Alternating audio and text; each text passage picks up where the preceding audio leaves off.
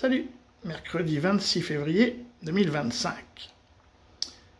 Donc ce personnage est le grand moufti de Russie. Et donc il vient de rencontrer Poutine. Et je me dis grand moufti, je me dis mais en France on en a nous des mouftis Parce que j'ai jamais entendu parler de ça, je connais des imams mais pas de moufti. Donc je vais chercher, donc dans les commentaires vous aurez les liens là.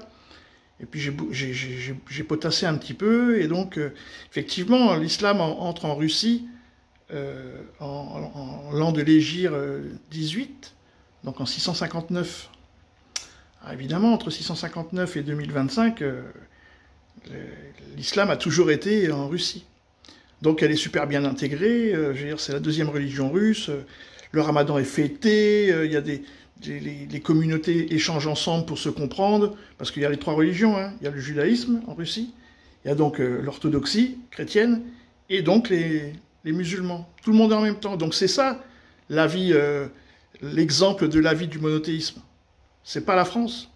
C'est qu'en fait, en Russie, les trois religions, et la religion juive, elle est là depuis le 8e siècle, l'islam depuis le début, et la chrétienté aussi.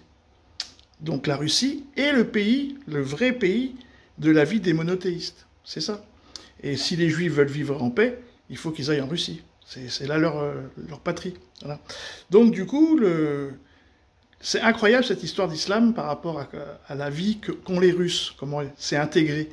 Et donc si nous on veut avoir un islam apaisé en France, il faut qu'on regarde du côté russe, le modèle russe, et non pas le modèle américain ou israélien ou je sais pas quoi. C'est pas les bons modèles. Pour marquer l'anniversaire de la guerre.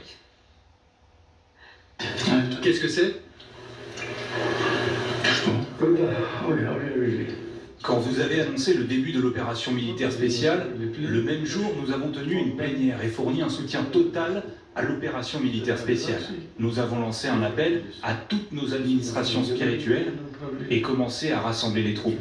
Le même jour, nous avons commandé ce bouclier et cette épée. Le jour du défenseur de la patrie est célébré chaque année, mais il ne se passe pas un seul jour en Russie sans que la patrie ne soit défendue. Donc c'est ça.